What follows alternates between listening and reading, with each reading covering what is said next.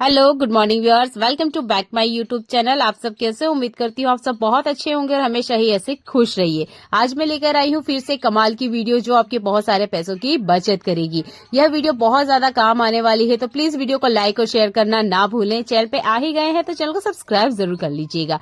चलिए देख लेते हैं आज का पहला यूजफुल टिप। आप भी इस तरह की सेलो टेप का यूज जरूर करते होंगे। क्या इसका एंड गुम हो जाता है या हम इसके लिए अलग अलग उपाय सोचते हैं? तो मैं आपको एक बहुत आसान सा तरीका बताती हूँ जिससे इस टेप का एंड कभी भी नहीं खोने वाला है। तो पहले तो आप स्टार्टिंग पॉइंट ढूंढ लीजिएगा। एक बार आपने काम करना है, इसके बाद में कभी भी आपका ये जो एंड पॉइंट है नहीं गुम होगा। आपने टेप इस तरीके से खींचना है जैसे मैं आपको दिखा रही हूँ। ये देखिए, टेप को जैसे मैं आपको दिखा रही हूँ वैसे मोड़ना है। पहले तो इसे खींचना है, इसके बाद में हल्के से यहाँ से मोड़ देना है जैसे मैं आपको दिखा रही हूँ। ये देखिए, आप जैसे ही ऐसे टर्न करोगे आप देखिए यहाँ पर एक हल्का सा जो मुड़ाव है वो आ जाएगा। इसके बाद में आपने सेलो टेप को कट करना है। अगर आप इस हैबिट को अपनाते हैं, यकीन मानिए टेप का एंड कभी भी नहीं गुम होने वाला है। मैंने यहाँ टेप को कट कर लिया है। मैं फिर से एक बार आपको करके दिखा देती हूँ। ये देखिए, जैसे ही मैंने इसके ऊपर फिंगर घुमाया मुझे इसका एंड आराम से मिल गया। आपने फिर से अगेन नेक्स्ट टाइम क्या करना है, टेप को ऐसे खींचना है जैसे भी आपको यूज करना है और वापिस से इस तरीके से मोड़ दीजिएगा। कभी भी टेप का एंड पॉइंट नहीं गुम होगा। हर घर में दाल का इस्तेमाल किया जाता है। कुछ दाल का हम बहुत ज्यादा यूज करते हैं, कुछ दाल हम रखते तो हैं पर उसका इस्तेमाल नहीं करते। जैसे कि मैं आपको यहाँ ये मसूर की दाल दिखा देती हूँ।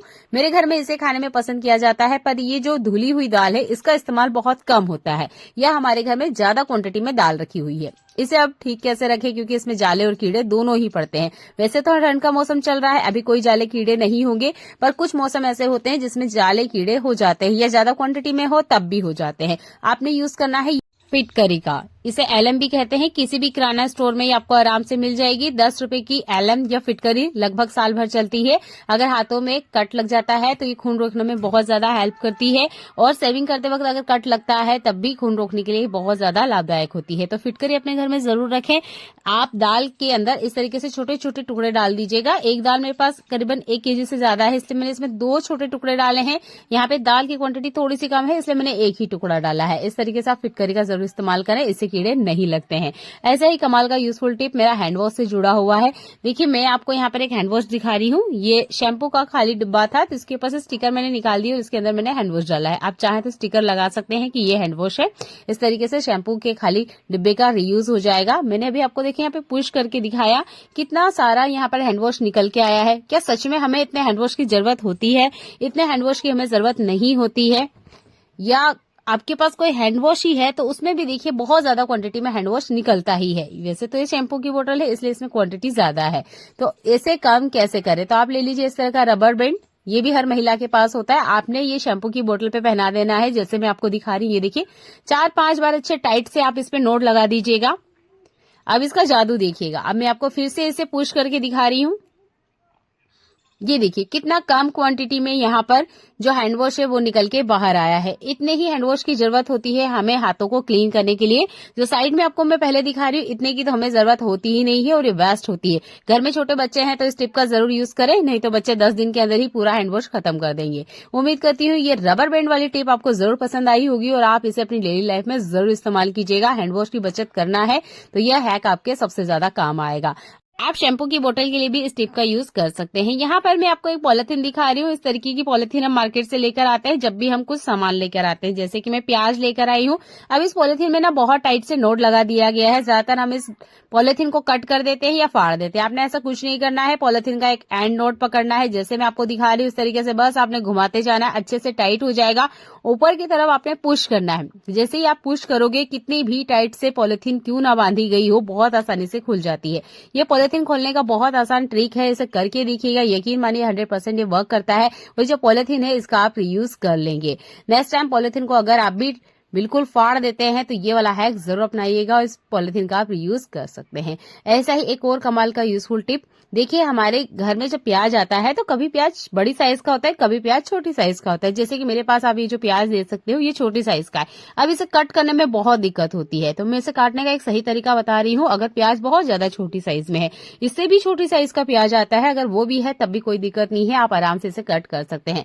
पहले तो इसका जो छिलका है वो आपने उतार देना है। अगर आपको प्याज छिलते हुए बहुत ज्यादा आंसू आते हैं तो साइड में आप पानी रखिएगा और कट करके डालते जाएगा। इससे जो प्याज का तीखापन है वो हमारी आंखों में नहीं लगेगा और प्याज काटने में आपको आसानी होगी।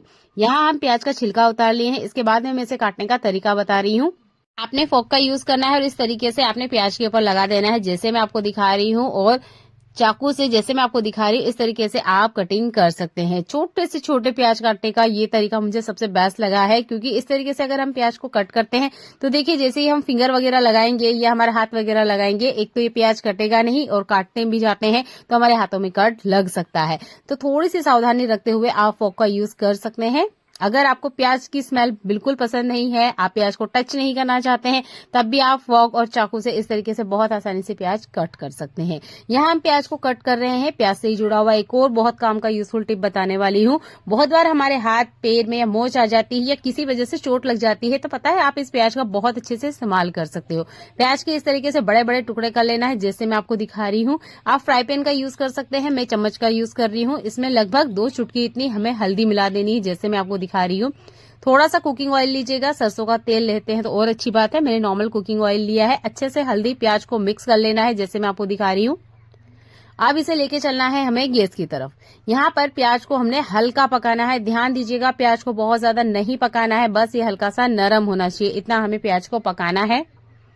यहाँ पे प्याज पक जाए, बस इतनी ही देर हमें इसे बर्नर पे रखना है। इसके बाद में हमें हटा लेना है। ये देखिए ये पक गया है। अब इसे मैं साइड में हटा दे रही हूँ। बहुत बार हमें कुछ इस तरह की अंदरूनी चोट लगी हुई होती है कि बाहर से तो दिखाई नहीं देती है, पर अंदर से हमें वो दर्द करती रहती है। तो इस तरह की दर्द का छुटकारा हम कैसे पाएं घर बैठे हुए। तो यहाँ पर आप देख सकते हो, ये मेरे हस्बैंड का हाथ है। इनकी लास्ट वाली जो फिंगर है ना, इसमें इन्हें चोट लगी हुई है। कोई चोट देखने में तो नहीं मिल रही है, पर इन्हें दर्द काफी ज्यादा हो रहा है। हल्का गरम, जितना आप अपने हाथों को सह सकते हैं उतना गरम प्याज आपने इस पे टच करना है, जैसे मैं आपको दिखा रही हूँ, ऐसे लगाना है। इसके बाद में आपने नॉर्मल जो बैंडेज होती है वो इसके ऊपर कवर अप कर लेना है। अगर इस तरह का बैंडेज आपके पास नहीं है तो आप नॉर्मल कॉटन कपड़ा ले सकते हैं। आप देखेंगे एक ही रात में आपको बहुत ज्यादा आराम मिलेगा। आपको ऐसी कोई अंदरूनी चोट लगी है जो कि बाहर से नहीं दिखाई दे रही है और वो बहुत ज्यादा दर्द करती है, तो ये नुस्खा 100% वर्क करता है। दादी नानी के टाइम से यही नुस्खे चले आ रहे हैं और आज भी यह पूरी तरीके से वर्क करता है। दर्द छोटा था पर दर्द तो है, तकलीफ तो यह दे ही रहा था। तो हमने रात में ये नुस्खा अपनाया और सुबह इनकी फिंगर में जितना भी दर्द था वो खत्म हो गया।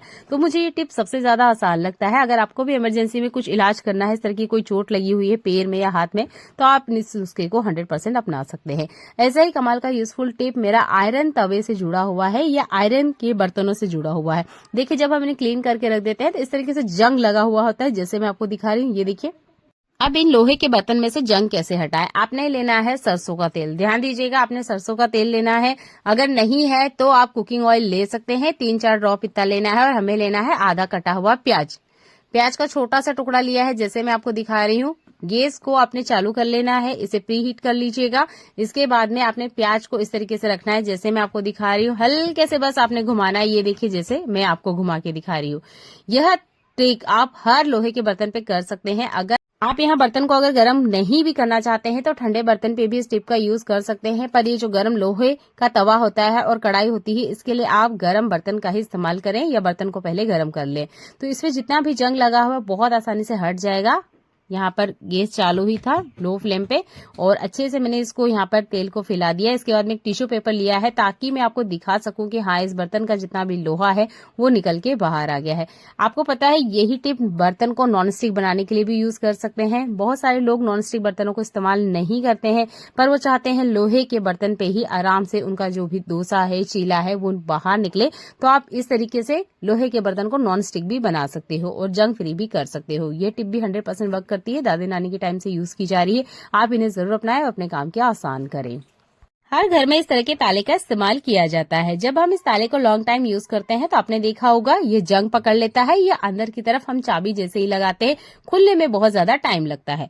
ऐसे में आप क्या करें, तो आपने लेना है वैसलीन। ये अभी के टाइम में आपको हर घर में मिल जाएगी और ये दिक्कत ना अक्सर ठंड के सीजन में ज्यादा होती है, क्योंकि इसके अंदर जो ऑयल होता है, ताले के अंदर जो ग्रीस लगा होता है वो अक्सर जम जाता है, जिसकी वजह से ये ताले ठीक से काम नहीं करते हैं। यह दिक्कत अक्सर बारिश के सीजन में और विंटर सीजन में जरूर आती है। तो आपने वैसलीन का यूज करना है और इस तरीके से आपने चाबी पे लगा देना है।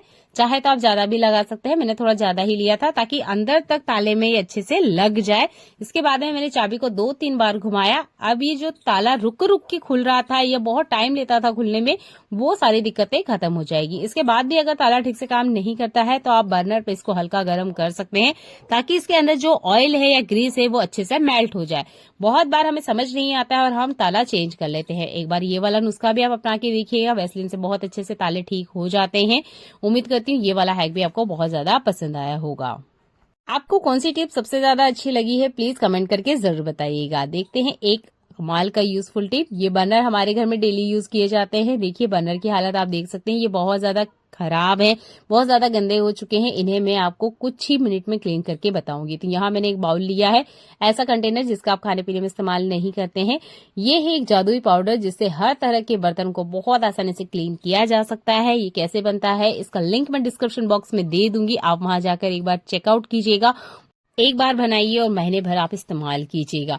थोड़ा सा हमें लेना है, लगभग 2 चम्मच के आसपास, क्योंकि ये जो बर्नर है बहुत ज्यादा गंदे हैं। थोड़ा सा गर्म पानी लेना है और ये जो बर्नर है हमें इसके अंदर डीप कर देना है। 15 मिनट का टाइम है तो आप दीजिएगा इन बर्नर को। अगर आपके पास ज्यादा टाइम है तो रात के टाइम आप इसे गला के छोड़ दीजिएगा। रात भर में आप इसमें रहने दीजिएगा और जब आपको किचन का काम करना है तब आप इसे पहले क्लीन कर लीजिएगा। तो मैंने यहाँ पे 15 मिनट का ही टाइम दिया था क्योंकि मुझे आपको दिखाना था। 15 मिनट बाद ये कुछ इस तरीके से हो गया था, इसने अपना कलर छोड़ना स्टार्ट कर दिया था। अब इसे हम क्लीन करके आपको दिखाएंगे।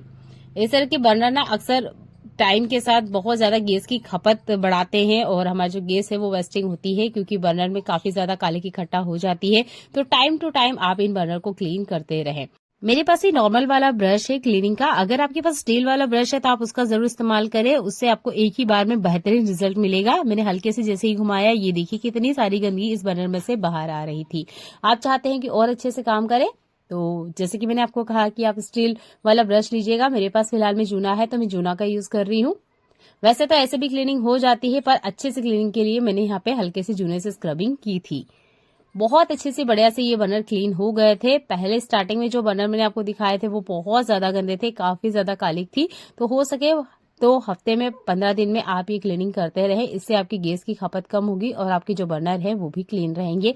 अगर इनके छेद वगैरह बंद हो चुके हैं तो वो इस पाउडर की मदद से अच्छे से खुल जाएंगे। अच्छे से जो भी धूल मिट्टी या फूड पार्टिकल इनमें फंसा हुआ है वो अच्छे से फूल जाता है। ये देखिए बर्नरों को अच्छे से हमने डीप क्लीन किया है। सरफेस पे आप देख सकते हो काफी सारी गंदगी निकल के बाहर आई है और आप बर्नर की हालत देख सकते हो। मैंने यहाँ 15 मिनट ही ने टाइम दिया था, ये इतना ही क्लीन हुए। आप लॉन्ग टाइम रखेंगे तो और अच्छे से आपको रिजल्ट मिलेगा। यहाँ मैं आपको सीजर दिखा रही हूँ। अगर सीजर ठीक से काम नहीं करती है या ठीक से नहीं चल रही है, आप कैंची के जॉइंट पे थोड़ा सा वैसलीन का इस्तेमाल करें। ये दिक्कत अक्सर विंटर सीजन में होती है कि कैंची कड़क हो जाती है, ठीक से चलती नहीं है। वैसलीन बहुत अच्छे से काम करता है, ग्रीस की तरह ये वर्क करता है।